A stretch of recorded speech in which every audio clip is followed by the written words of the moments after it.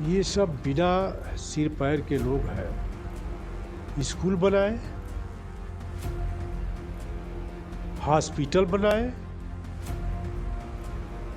उन्हीं के नाम। हिंदू हो, मुसलमान हो, सिख हो, ईसाई हो, सभी पक्षों को नफरत फैलाने वाले काम। ये हिंदू मुस्लिम की राजनीति करने वाले लोग देश का भला नहीं चाहते, देश को नफरत की आग में ले जाना चाहते। इस वक्त मेरे साथ बातचीत करने के लिए समाजवादी पार्टी से सांसद रमाशंकर राजभर जी हैं। सर, आज एक मुद्दा गरमाया हुआ है। पश्चिम बंगाल में टीएमसी से निलंबित विधायक हैं एक हुमायूं कबीर। उन्होंने 25 नवंबर को एक ऐलान किया था कि बाबरी विध्वंस वाले दिन यानी कि आज 6 दिसंबर को जो है एक नई बाबरी मस्जिद की जो है नींव रखेंगे। उन्होंने नींव हालांकि रख दी है अब।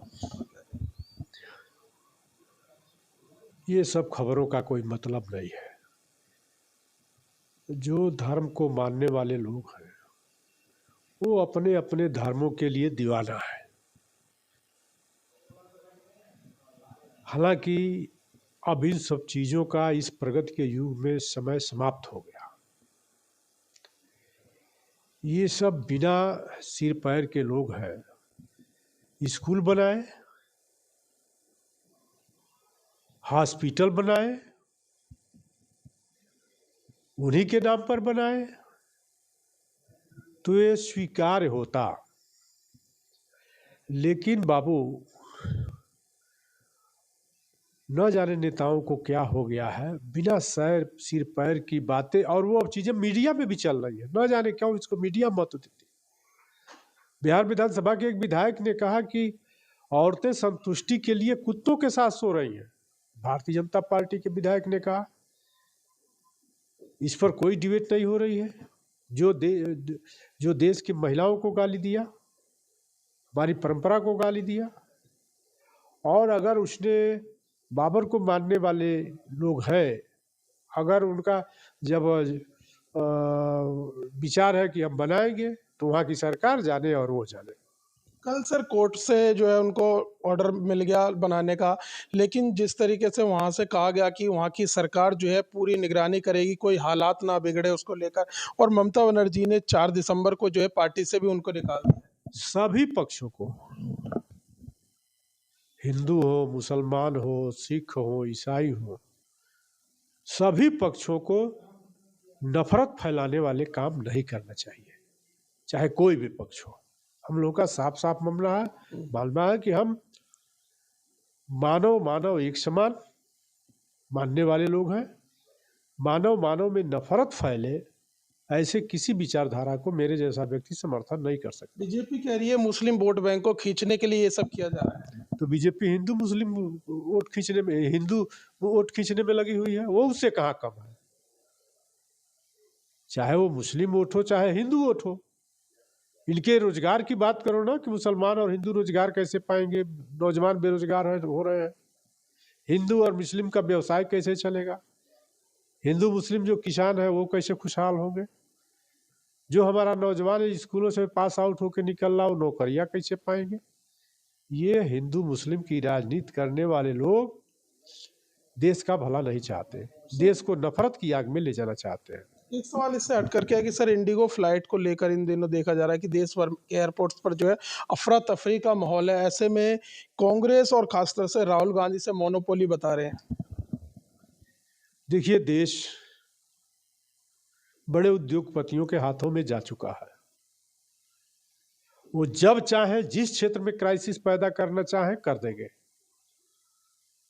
और क्राइसिस जब होगी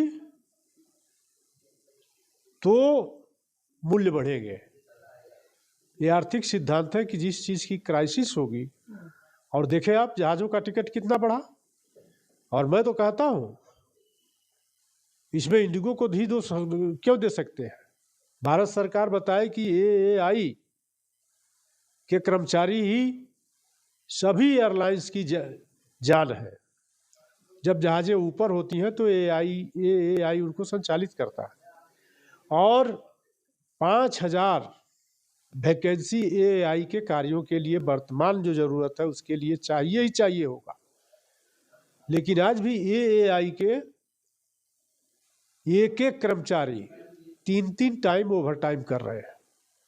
दुर्घटनाएं नहीं होगी तो ये जान से खिलवाड़ करने वाले लोग हैं। और इंडियो की जो क्राइसिस लाई गई है वह निश्चित तौर पर बड़े उद्योगपतियों की किसी मंशा से आई है। नहीं, परसों तक जो जहाजें चल रही थी आज क्यों एक बाइक रुक गई? न पायलट तनख्वाह पाएगा, इस पर तो सरकार नहीं बात कर रही है। जो जहाज में लगे हुए कर्मचारी हैं उनको तनख्वाह नहीं मिल रही है। सरकार ने जांच के लिए कमेटी का गठन किया है 4 सदस्य। जांच होता रहता है यार, ये जांच होता रहता है। किसी प्रभुत्ववादी व्यक्ति का डंडा आएगा, सब जांच सादे कागज में कबाड़ में चला जाएगा। सर, आप लोग एसआईआर पर चर्चा की मांग कर रहे थे सदन के अंदर लगातार। अब ऐसे में सरकार ने मांग मान ली है। पिछली बार भी हालांकि पूरा सदन जो है बर्बादी की भेंट हो गया था एसआईआर पर। इस बार आखिरकार सरकार को विपक्ष के आगे झुकना पड़ा। 9 और 10 दिसंबर की तारीख तय हुई। आप ये बताइए, जिस एसआईआर पर हम लोगों ने सवाल उठाया उसमें तो 2 दर्जन से अधिक निर्वाचन आयोग के कर्मचारी आत्महत्या कर लिए। कौन जिम्मेदार है उस परिवार को निरीह करने का? समाजवादी पार्टी तो साफ साफ मांग कर रही है। और उत्तर प्रदेश में हम 2 लाख रुपया हर निर्वाचन कर्मचारी जो मरा उसको देने जा रहे हैं। भारत सरकार उनको 5 करोड़ रुपया और एक नौकरी क्यों नहीं दे रही है?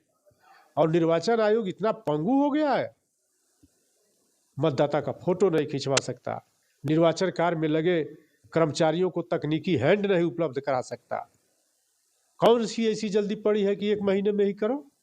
4 महीने में एसआईआर होता, 6 महीने में एसआईआर होता, सही होता तो किसी को क्या एतराज है? अब तो चर्चा आ गया है। पार्टी ने मुझे अगर समय दिया तो सरकार की खटिया वहीं खड़ी की जाएगी। चलिए, बहुत बहुत धन्यवाद सर। तो देखिए, हमारे साथ बातचीत करने के लिए थे समाजवादी पार्टी के सांसद रमाशंकर राजभर। फिलहाल इस वीडियो में बस इतना ही। बाकी खबर देखने के लिए देखते रहिए पॉलिटिशियंस इंडिया न्यूज। धन्यवाद। अगर आपको हमारा वीडियो अच्छा लगा तो हमारे चैनल को सब्सक्राइब करें, हमारी वीडियो को लाइक करें, शेयर करें और ऐसे ही देश की तमाम बड़ी खबरों के लिए जुड़े रहें पॉलिटिशियंस इंडिया के साथ।